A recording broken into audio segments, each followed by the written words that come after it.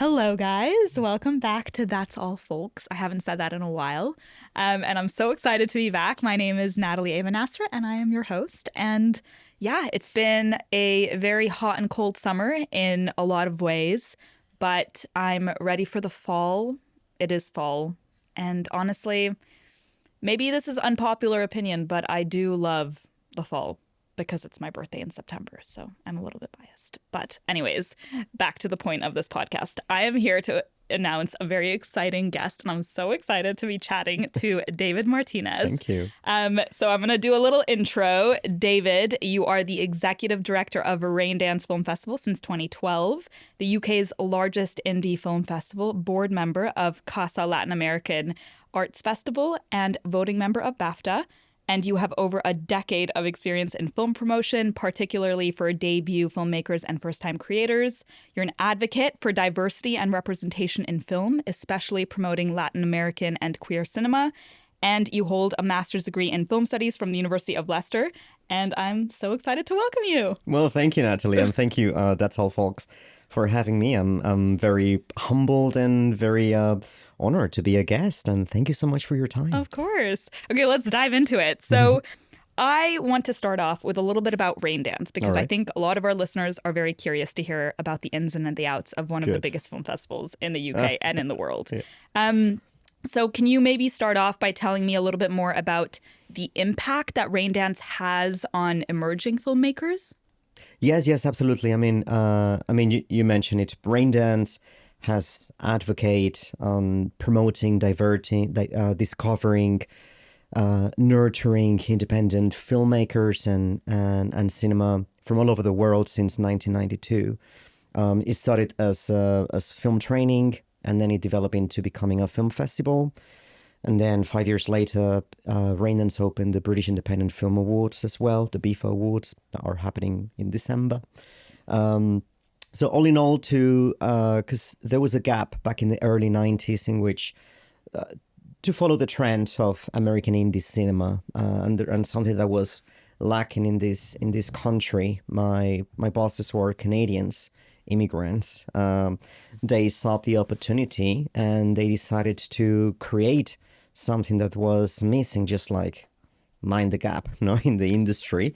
And at the beginning, even they found it difficult to, as outsiders, to fit into the culture, into the British institutions, to find a space in which new voices, emerging filmmakers could find a way, a platform to shine and to say whatever they had to say.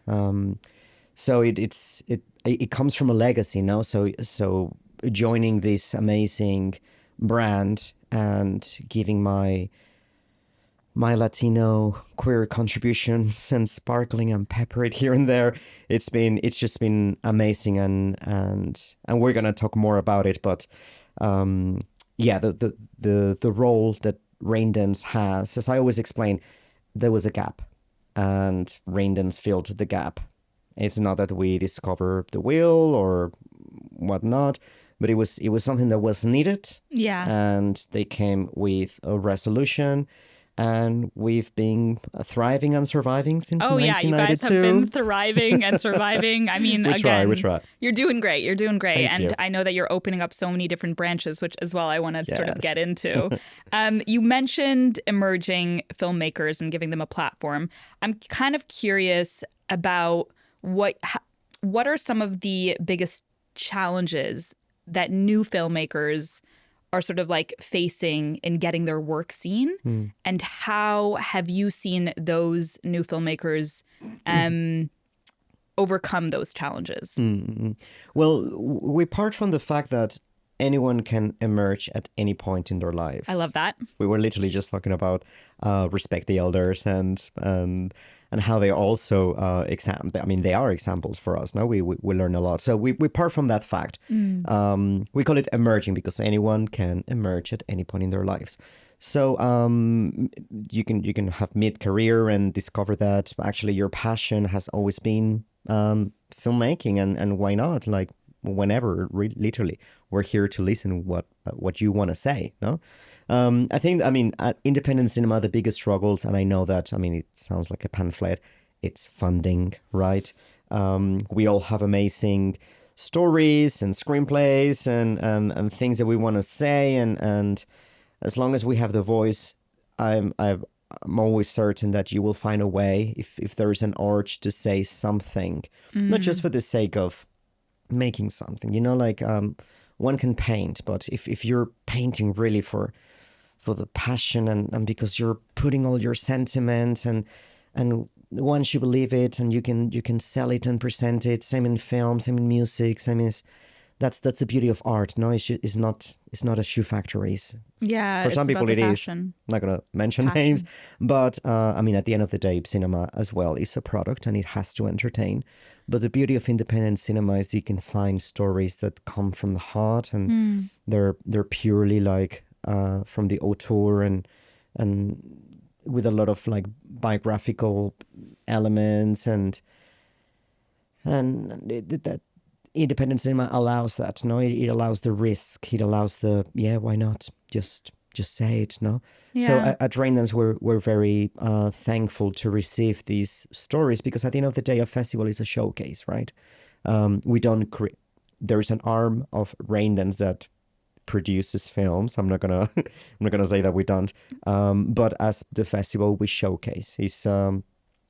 We facilitate. No, I see my job as a facilitator to make people shine and to celebrate them because I respect the craft. I mean, I studied film, but in the way of understanding the impact, understanding like what it's once it's done, like what's next, no? And as marketing and advertising, that I focus on that it is a product. Is thank you, I believe in it. Like I'll hold your baby. Yeah. But now let me present it to the public. Let me make sure that it's reviewed, that is programmed, that is showcased, that is sold, that is all these elements, and it comes with trust. So I always respect and appreciate the trust, but respecting the craft and understanding that it takes an army to make a film and understanding that there is a lot of passion behind that. So all of that I respect. And then once it's done, come to us and we'll roll the red carpet for you and we'll pour Prosecco and we'll cheer for you. Love that. Yes. Yeah. Cheers to that. Cheers to that. We'll take a sip. So you take these passion projects essentially and you give them a platform to be able to share these passion projects, but Exactly. you also help them make them a little bit more commercial. Yes. Which is, as you sort of mentioned, a huge part, obviously, of this industry. Mm-hmm. And when you're a creator, sometimes it's really difficult to put on that commercial or that corporate hat on when you're just purely thinking through a creative mindset.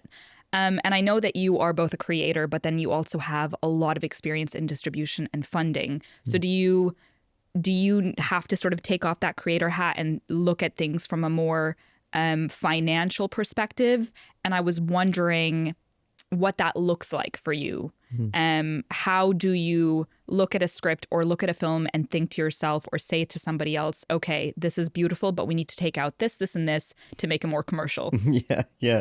I was talking to a friend this morning and we said that when you have both sides of your brains working, no, you're creative, but also you're admin. Yeah, the right and the left. You're an artist, but yeah, the right and the left. And it's hard to balance both, no. But once you, I mean, I don't want to sound pretentious and that I have mastered both, but I try, and that's what I do for a living, right? I guess I love creativity, and creativity comes from like your daily life, like how you dress, how you talk, how you express, what you eat, like where you go, it's all the decision making of your daily life. That's how I appreciate creativity, and understand that as a passion. No, I just love being creative in many ways. No, Yeah. in my job, I can be creative by presenting the showcase, right? I mean, I design all the parties and all the all the strands and all the I help. I have an amazing team. I cannot take the credit for everything. I have an amazing team with whom I bounce ideas and make sure that we never create a blueprint from the previous festival. And at the end of the day, I mean, it's about having fun, because we're thankful to work in an industry in which we allow ourselves to have fun, and just by doing our jobs, we're getting paid, and that is amazing. So it's almost about like wearing all of the hats at the same time. And It's wearing all the hats at the same time. I always think my job is I'm juggling 10,000 plates at the same time, and I'm like, without letting any of those plates fall. And sometimes I just pass on those plates into my team, and it's like, don't drop it, please. I'm here to catch it if you need help. It's like, don't actually like let go of the creative heart of what this is about. But just the plates find a are way. spinning, you know, like this, find a way to make a commercial. Find a way to make the public love it. Exactly. Okay, that makes sense. So it's find the creativity, but also like know how to deliver it, and also be mindful that this is an industry, and it is our job, and that we need to respect the craft. You know? That makes sense. And then I guess on that note, what film submissions have you seen that have really stood out for you? Just a tip for all the filmmakers listening to this. Oh, wow. I mean, I always say that, I mean, when you think about stories that are, I mean, us humans, we want to transcend by telling stories, no? And when you understand the formulas and the hero journey and a boy meets girl, and once you understand, like, yes, there are genres, and yes, we all come from somewhere, no? But how would you tell that story in a different way, no? When you find a film in which it has an original voice, and it gives you punch, no, and unexpectedly, and you're like, and there are films that you're like, thank you for telling me this, thank you for telling me that story in that way, as in, it was originality. Originality sometimes is borrowing ideas from somewhere else, but making it yours, you know. I mean, I've programmed in the festival, and I vote for other festivals, right? But with my team, when I see them, since pandemic, we allow them more freely to program from home, because we don't want them to be distracted by the day-to-day operations in the office. But there are sometimes that they are reviewing films in the office, and you're like, you can see them, they're so affected. I remember that there was a film that came to us a couple of years ago, so personal, about it was a narrative story, but based on her real story, about when her parents passed away of AIDS complications, and she became an orphan. And the film is called Summer 1993, because it was that summer when she became an orphan. And she was adopted by her family, and then on the third act, she realizes that she is an orphan, and it hits you. Wow. It was created and directed by a friend of mine, and it represented Spain for the Academy Awards. But when one of my programmers ended like watching it, she was so devastated, and I was like, I know, close your laptop, go to the park, have a walk. If you need to go to get a drink, sharing those real stories, because it's but that's the beauty of art, no? Like when it really touches you, art in general. When you go to a gallery, when you go to a concert, and when you read a book, when you go to the cinema, when it touches you, when it resonates, when it provokes something, disgust, sadness, nostalgia, happiness, like, art is here to make us move and to make us feel whatever you feel. Sometimes you feel so disgusted, but we have those kind of films in which we establish conversations with the audience, right? It's like, yes, we have the filmmaker here. Big round of applause, and let's open a conversation, being a documentary, being animated, being narrative. So when you see those stories, on submission, on or when you scout, because we also scout films, you can tell. Yeah, I love that. Also because it's all very relatable to the entire globe. I mean, all of these films, yes, it's individual stories, but there is something about it that touches you Yes. because there's something that's relatable to the Yes. entire world. And I think Yes. that's what's so beautiful about art, like you Yes. mentioned. And sometimes art is subjective. It No, is. It's all subjective. I everything is think. Yeah, subjective. you're seeing things through your point of Yeah. view, right? But Yeah. then, We receive training on being non-biased. So, for example, yeah, like after the training, I mean, none of my team, I if I see a Mexican film, for example, I pass it on. If I see, so we try to make it like super fair, that you come to review the film with like objectively, without knowing the filmmaker, without being biased at any point. We just like, thank you, I'll pass it on to my team that that's are interesting. completely capable, because we want to be fair in the industry. No? Yeah, that makes a lot of sense. Hmm. I'm gonna ask you actually on that point. I'd love to understand a little bit more about your awards circuit, because I know that the festival also helps contribute to sort of like shaping films that might go on to awards, you know, like BAFTAs and Oscars, and how you pick those films. Is it from an objective? Are you one of the judges that does that, and how do you pick those? No, so I'm an Academy member for BAFTA, but because of that, I'm not part of the selection process in the Right. festival I work for. No, so there is always parameters, and there is always like Right. ethics in which we, as part of the industry, not to cross Boundaries, boundaries yeah, and make don't it overstep, yeah. blurry, you know. But I mean, festivals, just to go a bit technical about the festival world. Festivals, we are filters for the academies. So imagine if like all the submissions that we receive, like last year we received 15,000 submissions. Wow. It's a lot, a lot. So most of our budget goes into programming, because essentially we see. I know that is harsh to say this and make it sound very mechanic, but a submitter, a filmmaker who submits for us, is a customer, and they're paying for a service, which is a programmer to review the film, right? Sounds very mechanic, but it sounds fair. Now, when you submit, you actually pay for a contribution for someone to actually sit down and review your film professionally, and then pass it on. If it passes the filters, then it's included in the fee, of course, no? But once we filter down the films, the programming team, they have a joke saying, "We watch it all, so you don't have to." I love that. Because It makes sense. imagine like the amount of 15,000. submissions that we receive, no, and that comes down to. God bless those programmers. I know, and it sounds like a very sexy job, but when you think about it, like the anecdote that I was saying about my programmer being so affected that she had to leave the office crying, Yeah. and then having to come back like, yeah, you need to keep watching films, and Yeah, it's a lot. it feels mechanic, and you Yeah. have to be in the right mindset for every submission. So it's like, if you're hungry, I don't care. If you're tired, Crazy. if you know, like Yeah.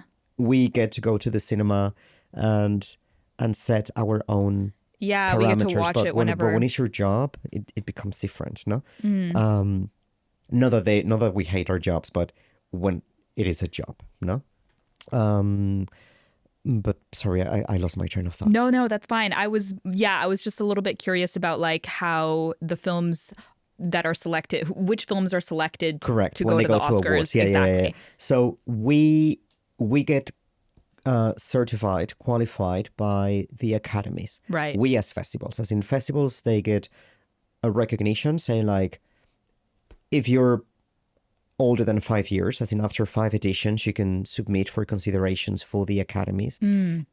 All the academies. I'm not saying that there is just one academy. No, like in the US, in the UK, in Australia, in Mexico, in France, in Spain, in Italy, like we all have academies, right? Yeah. So once we are certified by those academies, it means that it depends on each academy. For example, like for the Oscars, they only qualify festivals for the shorts categories, which means that at Raindance we have the 3 certifications for shorts. So if you win the best live action short, the best documentary short, the best animated short, you get qualified for an Oscar. Okay, nice. But literally, like the producers, they need to submit, and part of the requirements it's to have been awarded by a qualified Gotcha. film festival. Right. No? So you just like you tick the box, and then we create letters, headed Right, that makes letters, sense. or you can just one or an article So you on basically Variety. have to win the festival. Easy. For the Academy, for the Oscars. For BAFTA is different. Like Right. any British film, short or feature, and also for BIFA because Of course. of course. Of course. So any British film that screens, as in gets officially selected at the festival, then when they submit for BAFTA or BIFA considerations, you tick the box because you've screened at Raindance. Right. So we become filters because we have programmers who get paid. So Yeah. everything becomes like a service. No, Yeah. we provide a service for the academies. So the academies are like, thank you, and equally to the academies, we're like, thank you for giving us your stamp because Makes sense. it allows the industry to and the filmmakers to keep submitting, and everything is it's very symbiotic. No, the system. Yeah, that makes So sense.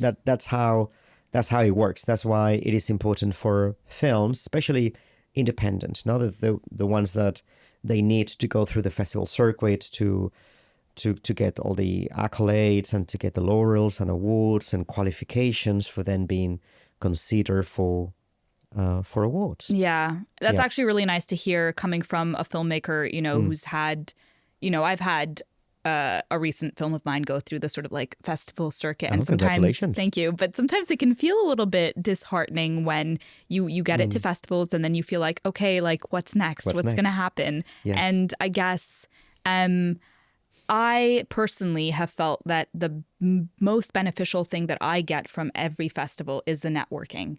Absolutely. It's getting it in, Absolutely. getting to network, meeting other creatives, and potentially finding your next team. Yes. And I am wondering if you've sort of seen any amazing networking going on, or networkers from afar, because obviously it's very daunting to go to these film festivals and just go up to people and be like, hi, my name is Natalie. I'm an actor and screenwriter. Work with me. What do you have any tips for like anybody going to networking, to film festivals, to Raindance? How do you approach people, especially people that are people that you want to work with? I mean, I can tell you from my personal approach, Yeah. and that's something that I've learned throughout the years. We're humans. What? You're I know, humans? right? I know. We're not robots, You're Natalie. not I AI. know. Oh gosh. We're no AI. So, I mean, what's the first thing that we talked about when I first came into this My building? shoes. Your shoes. No. About What being did we talk vegans, about the vegans, weather, the weather, of about course. you're traveling, you're commuting. Or If you want champagne. some champagne, Yeah. like you have to create rapport Yeah. before you actually dive in. I didn't come here just like fix it. I'm not a robot, no. Yeah. I want to connect. I want to get to know you. I want to crack a joke and start and end this interview with a happy smile. No, Yeah. So that's my approach, and that's always my advice when you go to these places. As in, of course, at first it's intimidating, but there are some techniques that you get to learn how to actually succeed in these spaces. I can give you tips. I can give like 5 tips right now. Go. Right now. Let's Okay, go. Tip number 1, create rapport. Go personal. Not that personal because you don't know the person. Just one like, hey, cheers. How are you? How's your day? And even when I meet talent, like they don't want to be reminded like, oh my God, I'm such a fan, or like you're commuting, or where's your next destination, or so what's your next festival for you? And oh my gosh, you must be missing your partner. Like how is that? No, like when you meet Yeah. them and you treat them as humans and not like monkeys, they appreciate it. No, so create rapport. Okay, that's one. Be ready with business cards, but don't be so aggressive with your business cards, because there are some occasions that they literally just like they're there just to throw them away, and you're like, I mean, yeah, I can receive it, thank you, and I can put it in my pocket, but I don't know you. I didn't create a connection. I'm sure you're amazing, but I'm gonna forget this, and I'm gonna forget this moment, and it didn't transcend to me, no, because we're humans. Come on, no. When you enter into an empty room, always aim for something. Is this 3? That's number This is 3. 3. That's what my boss told me once. Like when you like, and that applied Straight for the bar. Yeah. I remember like when 3 years ago when I first got invited to one of the sexiest party I've ever been is a Netflix BAFTA party. Ooh. It's the after party after the BAFTA. Okay, you And heard it here, everyone goes folks. there. As in, I was queuing, and behind me was Dua Lipa. Ooh. As in, literally like that caliber of, and on the dance floor it was Naomi Campbell. As in, it's insane. Like the places that you're like, what am I doing here? And there is this the imposter syndrome, no? Because we all get it. Yeah. We all get it at any. I'm sure Dua Lipa I'm sure has she it was too. also. Yeah. Yeah. Like, what am I doing here? But it's when you're on your own, no? Yeah. So when I was there, I applied the tip that my boss gave me was always aim for something. Where's the bar? There's the bar. Go get a drink. You finish your drink. Sorry, where's the loo? You go to the loo. You found a table over there. Go to that table and put your drink and just pretend that you know where you are. Yeah, and you interesting. have commandment in the room, because the second, and it's human nature. It's not that people are horrible or this industry is horrible or different to any industry. Think about banking or whatever. No, when you enter a room and you're literally just looking around like you're lost, people look at you, even security, like, can I help? Yeah. Like, are you okay? Are you supposed to be here? Can I check your name? No, it's nature. Like if someone comes here like and looks confused, like, sorry, I think you're in the wrong room. Yeah. No? You gotta know But when why someone you're there. enters like and sits down and, like you're commanding the room and you're owning it, and you're then you become part of it. No, that's always a very good advice. 100%. Actually, that's an actor advice as well. Yes. If you're acting and you're going to set, this is something I always do. I walk the set first, or the stage first, and I make myself familiar with all of the objects that I'm about to like. Oh, that's very good. Yeah, like That's the chair. very I'm good. like, oh, this is just because like you don't want to feel like you've been there for the first time. You want to, yeah. So I get that as That's well. very good. Yeah, get familiar with the space, like Exactly. the physical space, the Yeah. table, the bar, the toilet. I remember that in that party, I literally The toilet. when I asked for the toilet, it was at the Chiltern Firehouse. Oh, I love that and place. when I asked about the toilet, and I created a rapport with the waitress. No, saying we're all working there, and always be respectful with anyone. No, of course. And I mean, Of course, yeah, that's so Mama important. taught me right. No, and she told me, take the lift downstairs, -1 floor, but once you enter the toilet, push the secret door at the end. It's not a mirror, it's a door. If you push it, it's the secret smoking area. All the talent, they go there. I was like, thank you so much. Literally just by asking, where's the toilet? And just by smiling and creating rapport. I know exactly the place I you're would have talking never, about. Yeah, I've of been course, there. of course you do. I love that I would have area. never, Yeah. I mean, it was my first time. I would have never even guessed, only if I saw someone pushing the secret door. No? Yeah. But just create connections. We're humans. No? Yeah. That's an important thing on Yeah. networking. So that's 4. That's 4. Another good advice that a friend, and I know that I shouldn't. It's, I mean, it can go. It can can go both ways. But a friend told me, a producer told me, to festivals you go to get linked and to get the links. This applies only for certain people in the industry. We're not the filmmakers ourselves. Yeah. We're there for the industry. And you said it, Natalie, you're there for the networking. And when you go to a festival, it's literally to meet people. Otherwise, you're going to be at home watching films, no? The beauty of coming to festivals, obviously, as a director of a film festival, I cannot say don't come to festivals. Because coming to a festival, it allows you to establish conversations with the creators. And like watch the film and get to meet the creators, no? But if you're working in the industry, you want to establish connections. And once you establish connections, like I say, Natalie, I would love to see your film. Can you send me a screener? But I want to connect with you. I want to get to know your producer. I want to introduce you to my friend, the actor. Because us working in the industry, festivals are the perfect place for networking. Yeah. So what I'm really getting from what you're saying is go into that space and kind of treat it like I'm going to a normal party. I'm making this my home. I'm going to go meet up with Party friends. with a purpose. Yeah, party with a purpose to meet That's friends. always a trick. Make That's it always a trick. casual. You're not there just to have a Of free course, glass of prosecco. of course, yeah. It's part. But I mean, that's part of it. Of course. But I always say, yeah. and even when we create events at the festival, we're always like, party with a purpose. What's in it for the filmmakers? As in, it's literally not just like house wine for everyone. Yeah. It's like, we pour a drink for you so that you get loose and you get into the mood. Yeah. But what's in it for you?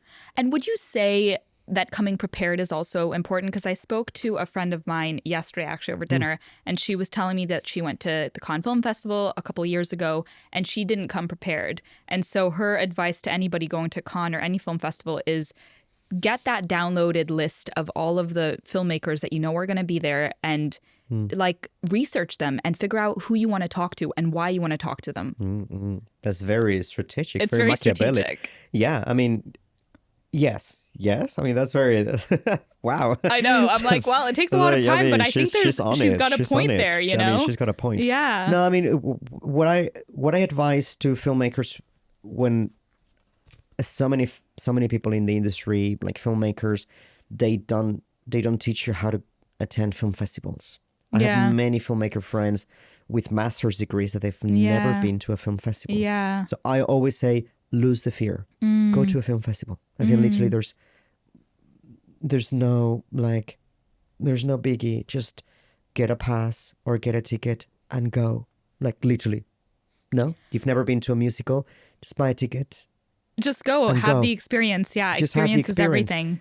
So that's literally the first thing. As in, for people who haven't been to a festival, understand the beauty of it, because it's a melting pot of everyone in the industry being in the same place from many parts of the world, and it's so beautiful.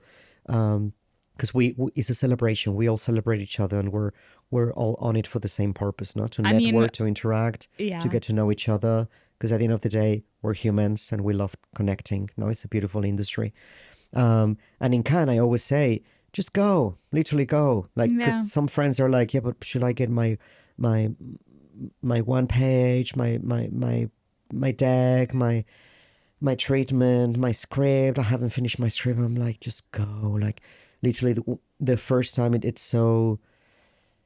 Cannes is huge, and sometimes it could be daunting and very overwhelming. But when you go with someone, and I always, like, when it's your first time, I happily give you a tour. Like, we give tours for our students, and you guys have a party, don't you? Oh, we have an amazing party. I get that email from Elliot every year. All right, I do. It's an amazing party. It's an amazing party with a purpose. I should, yeah. Because we have an amazing guest list there, and we always say, like, once you come, literally, like, it's those meetings that you couldn't secure in the market or in the festival. They're going to be having a margarita next to the pool. It's worth the money. Yeah. It's worth the money. Yeah.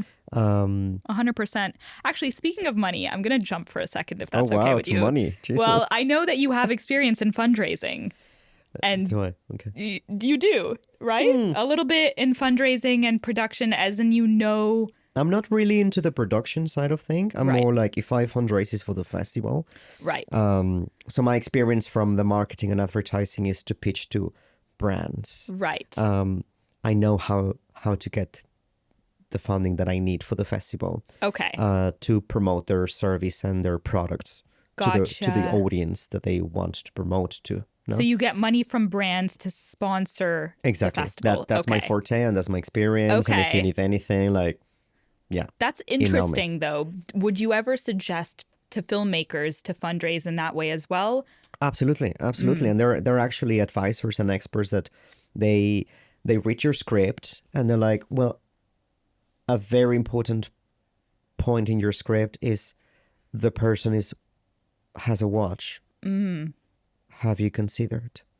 Or, like, literally whatever. Or it's a fashion design. Have you considered? Like, product placement is a thing. I mean, and I'm not saying like this classic product placement like in the 90s in blockbusters that, oh, I'm drinking a Pepsi, no? I'm talking something more inserted into the story that you're like, yeah, why not? Yeah, I'm drinking Evian, just edit this, no? Yeah. Like, there are advisors who say, yeah, why not consider this type of funding?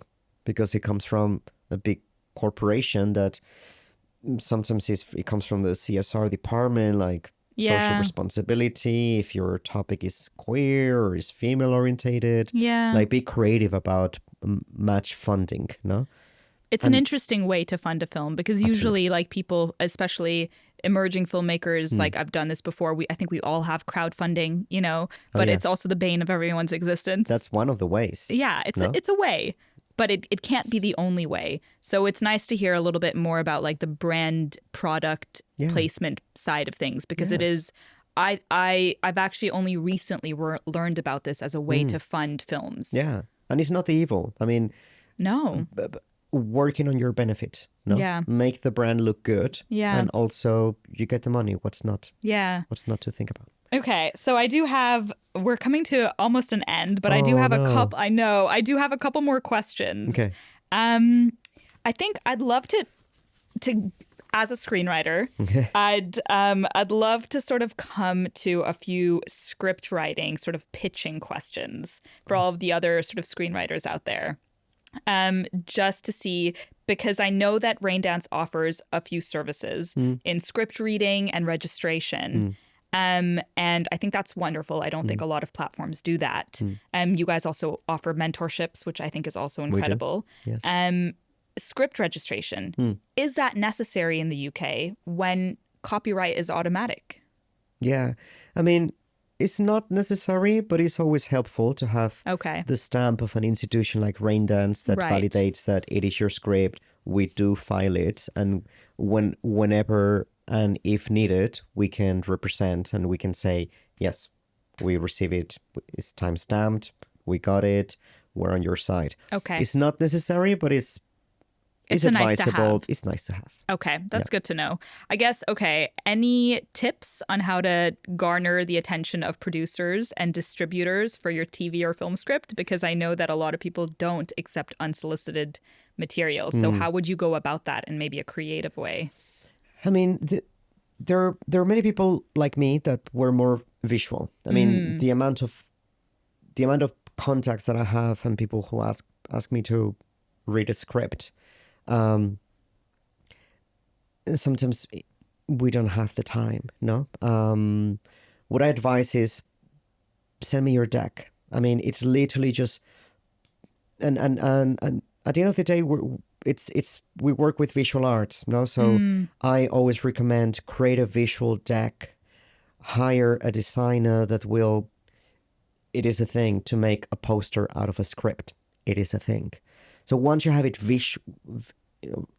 once you visualize and you help people to visualize how it looks, the look and feel of the entire film, what kind of actors are you looking at, what kind of profiles, like to see an amazing deck, it takes you to a next level. It like makes you outstand from the rest. We're visual, so make something visual. Okay, that's interesting. And one final question, because that's visual decks. I just wanted to highlight that, make it visual. Maybe even like sizzle reels and things like that, or like a little, exactly. A little video pitch, if you can, of your TV show or film. Yeah, get an editor, important. Get a friend who can put something stitch together the scenes that you want to highlight, and it will help. It does help. Or get some friends together and film it. It's a classic elevator pitch. Like people will not have like 2 days to read your script. Fair enough. But they will have like 50 seconds to go through it and like, I like it. Fair enough. Okay, that's good. Okay, I'm going to get back to you for this final question. Okay. With all of your success in the film industry. Oh, thank you. Very humble. No, but it's true. I mean, everyone knows it. We did the intro, a lot of success, and also comes from a place of passion, which I think is really beautiful. I wonder what keeps your passion for film and storytelling alive, and what keeps inspiring you to continue in this industry. Especially with everything going on with the strikes and COVID, sometimes it's difficult to stay, I guess, positive. So what makes you so positive and inspired moving forward through it? Something happened to me recently that when that moment happened, I was like, I even cried. I was like, oh my gosh, yeah, this is why I do it. because as any job, you get ups and downs. Like nothing is like honey and milk, no. Like it's an industry. There are struggles, no. But when I go back into the root of, I see my passion as a flame, and I keep the flame alive, you know. When I see the root of my flame, it comes from my family. I learned the beauty of film through my family. No, my mom used to take us every Tuesday once we were old enough to the cinema, to show us the passion. She worked a lot to take us to the Universal Studios and to Disneyland and to show us the magic of cinema and just the magic. And also my family in Mexico, they used to own cinemas. From my grandma's side, my grandma was the accountant of the family cinemas. And that was beautiful. Literally, if I can be personal, every time I smell popcorn, I can visualize my grandma, because she used, her office was next to the popcorn machine. I love It that. sounds very corny. No, that's so corny. Was that a pun? Sorry. Yeah, it is a pun. It is a pun. But I feel familiar. I just feel familiar, and I think of my grandma, and I think of the passion that they had by going through the books and making sure that the business was prolific and was happening. So from a very personal side, it reminds me to my childhood and to my grandma and to my mom, and it takes me to the root of my childhood and to the magic of Disney, and to, we all come from somewhere, and my passion comes from the passion that my family showed me to the magic of cinema. I love that. Back to the roots. Back to the roots. Thank you, David. It's been so lovely speaking to you today. My pleasure. My pleasure. Thanks so much. Thank you. That's all, folks. That's all, folks. Wait, you want to say it? You want to say it? Yeah, that's all, folks.